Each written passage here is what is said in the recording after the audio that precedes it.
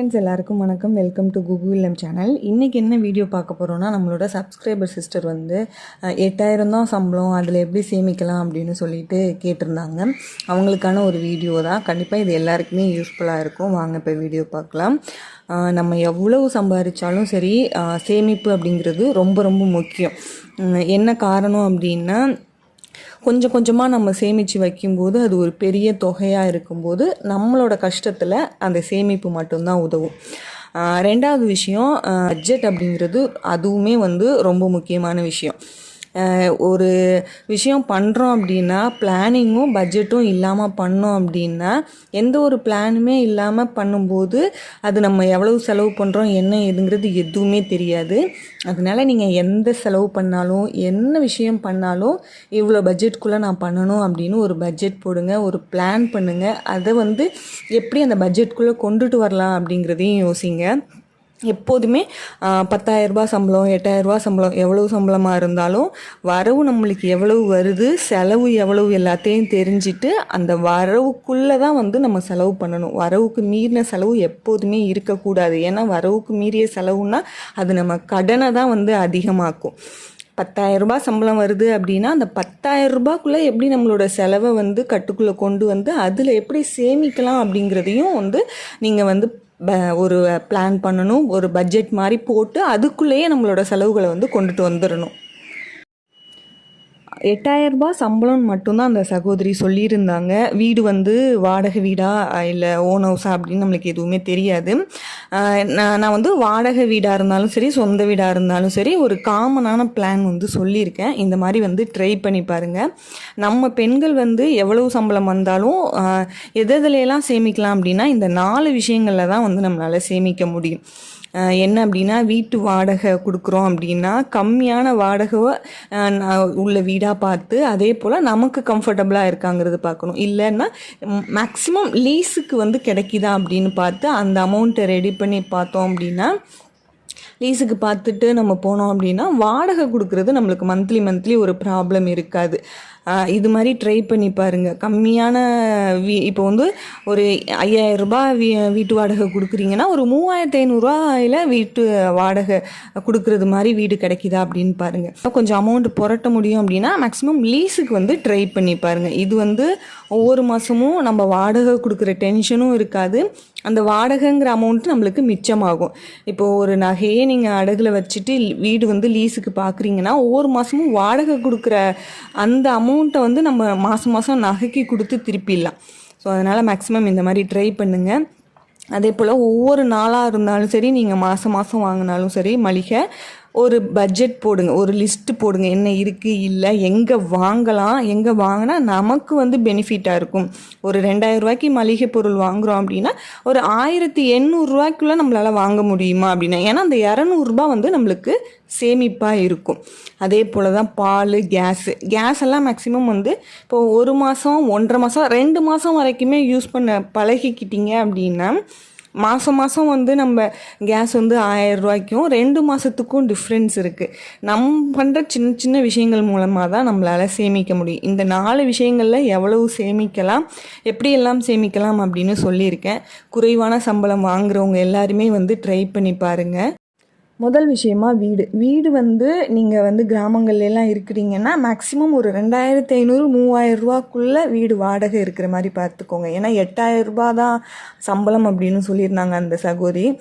அதனால் வாடகை வந்து இதுக்குள்ளே இருக்கிற மாதிரி பார்த்துக்கணும். இல்லை சொந்த வீடாக இருந்துச்சு அப்படின்னா நம்ம வாடகை வீட்டில் இருக்கிறோம் அப்படின்னு சொல்லி ஒரு அசம்ஷன் பண்ணி அதுலேருந்து ஒரு 1,000 எடுத்து வைக்க ட்ரை பண்ணணும். முதல் விஷயமா. ரெண்டாவதாக வந்து மளிகை பொருள். இந்த மளிகை பொருள் உங்கள் வீட்டில் எத்தனை பேர் இருக்காங்கங்கிறத பார்த்துட்டு ஒவ்வொரு மாதமும் எவ்வளவு ஆகுங்கிறதையும் நம்மளுக்கு தெரியும். ஒரு ஆவரேஜாக வந்து ஒரு 4 பேர் இருக்காங்கன்னா 2,000 மளிகை பொருள் வருதுன்னா அதை எப்படி இன்னும் கொஞ்சம் கம்மி பண்ண முடியும் அப்படிங்கிறத பாருங்கள். அதே போல் ரேஷன் பொருட்களையும் வந்து அதிகமாக யூஸ் பண்ண பழகிக்கோங்க. மூணாவதாக வந்து பால். இந்த பாலுமே வந்து எவ்வளோ பேர் இருக்காங்க, எப்படியெல்லாம் வாங்கலாம் அப்படிங்கிறதையும் பிளான் பண்ணிக்கோங்க. டெய்லி பணம் கொடுத்து வாங்குறீங்க, என்னைக்காவது வாங்கலைன்னா அந்த பணத்தையுமே நம்ம சேமிப்புக்காக எடுத்து வச்சிடணும். பால் வாங்கிட்டோங்கிற கணக்கில் வந்து எடுத்து வச்சுருங்க. நாலாவதாக வந்து கேஸ் வந்து இப்போ 1 மாதம் 1.5 மாதம் யூஸ் பண்ணுறீங்கன்னா அது 2 மாதத்துக்கு எப்படி யூஸ் பண்ணலாம் அப்படின்னு அதே போல் தான் இபி பில்லும் மேக்ஸிமம் வந்து அதிகமான கரண்ட் வேஸ்டேஜ் இல்லாமல் நம்ம இபி பில்லை எப்படி கம்மி பண்ணலாம் அப்படிங்கிறதையும் பார்த்துக்கோங்க. அனாவசியமாக வந்து லைட்டெல்லாம் வந்து எரியாமல் பார்த்துக்கோங்க. நம்ம பண்ணுற சின்ன சின்ன விஷயங்கள் மூலமாக தான் நம்மளால் கொஞ்சம் கொஞ்சமாக வந்து சேமிக்க முடியும். இந்த 8000 ரூபாயில் நான் ரொம்ப கம்மியான அமௌண்ட்டு தான் சொல்லியிருக்கேன். என்ன காரணம் அப்படின்னா, ஃபஸ்ட்டு எடுத்தோடனே பெரிய அமௌண்ட்டாக சொல்லி முடியலைன்னா அவங்களுக்கே வந்து ஒரு கான்ஃபிடென்ட் இல்லாமல் போயிடும். அதனால தான் சின்ன அமௌண்ட்டாக சொல்லியிருக்கேன். ஆல்ரெடி சொன்ன மாதிரி தான் முடிஞ்ச அளவு வீட்டு வாடகையில் வந்து சேமிக்க வந்து முயற்சி பண்ணணும். அதே போல் மளிகை பொருள் வாங்கும்போது பார்த்து வாங்கணும். லிஸ்ட் போட்டிருக்கணும், எங்கே வாங்கணும், எங்கே வாங்கினா நம்மளுக்கு பெனிஃபிட் அப்படிங்கிறதையும் பார்க்கணும்.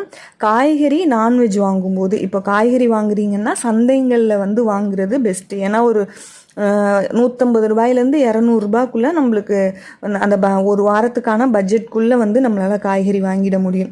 அதே போல் நான்வெஜ்ஜும் வந்து எங்கே வாங்கலாம் அப்படிங்கிறதையும் நம்மளுக்கே தெரியும். இங்கே வந்து கம்மியாக இருக்கும், இங்கே ரொம்ப அதிகமாக இருக்கும் விலை அப்படின்னு நம்மளுக்கே தெரியும். அந்த மாதிரியெல்லாம் பார்த்து வாங்கும்போது தான் நம்மளால் வந்து கொஞ்சம் கொஞ்சமாக சேமிக்க முடியும். 4வது விஷயமா வந்து இந்த வேஸ்ட்டாக நம்ம தூக்கி போடுறோம் இல்லையா, பிளாஸ்டிக் பாட்டிலு, பேப்பரு, வேஸ்ட் பேப்பர்லாம் இருக்குது இல்லையா, நியூஸ் பேப்பரு, பால் கவரு, இந்த மாதிரி வேஸ்ட்டு பொருட்கள் மூலமாகவும் சேமிக்க முடியும்.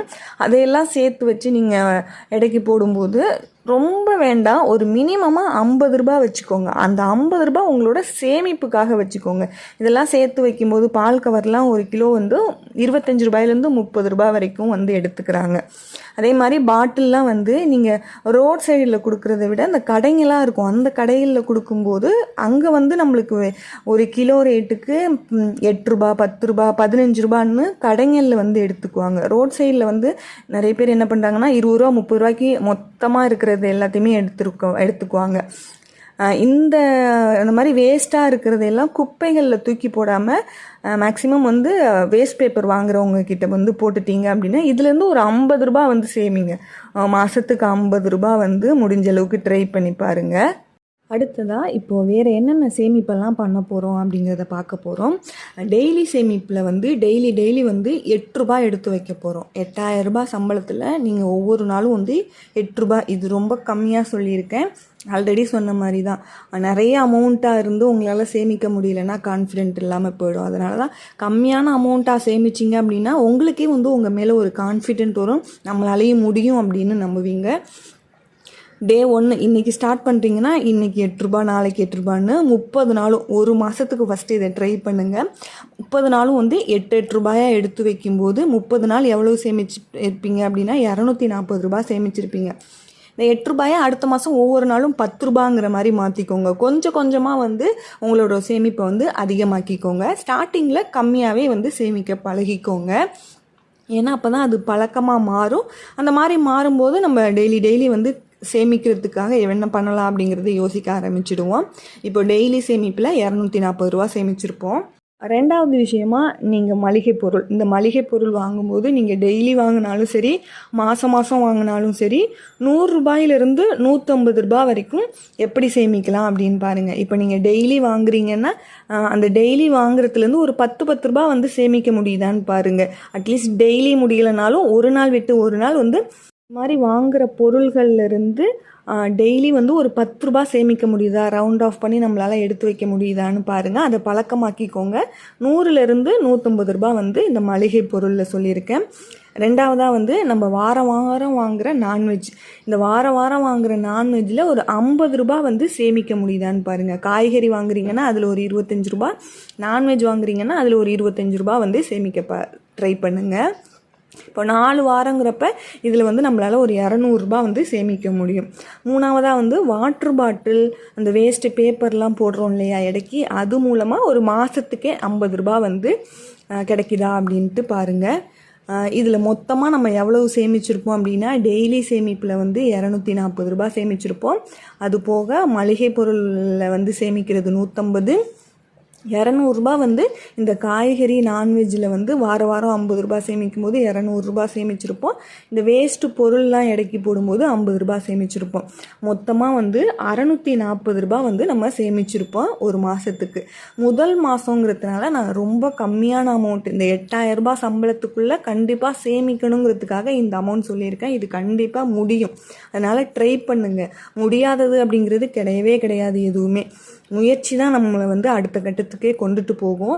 640 இந்த மார்ச்லேருந்து கூட நீங்கள் ஸ்டார்ட் பண்ணுங்கள், இல்லை இன்னையிலேருந்தே கூட ஸ்டார்ட் பண்ணுங்கள். இந்த ஒரு ஃபஸ்ட்டு மாதம் 30 நாள் இந்த 640 சேமிங்க. 2வது மாதம் அதுலேருந்து ஒரு 100 இன்க்ரீஸ் பண்ணி 740 சேமிக்க முடியுதா அப்படின்னு ட்ரை பண்ணுங்கள். ஒவ்வொரு மாதமும் கொஞ்சம் கொஞ்சமாக நம்ம இன்க்ரீஸ் பண்ணி நம்மளோட சேமிப்பை வந்து அதிகப்படுத்திக்கலாம். இந்த மாதிரி ட்ரை பண்ணி பாருங்கள். எல்லாருமே வந்து இந்த மாதிரி ட்ரை பண்ணி பாருங்கள். இந்த வீடியோ உங்களுக்கு பிடிச்சிருந்துச்சுன்னா லைக் பண்ணி, ஷேர் பண்ணி, கமெண்ட் பண்ணுங்கள். Thank you friends.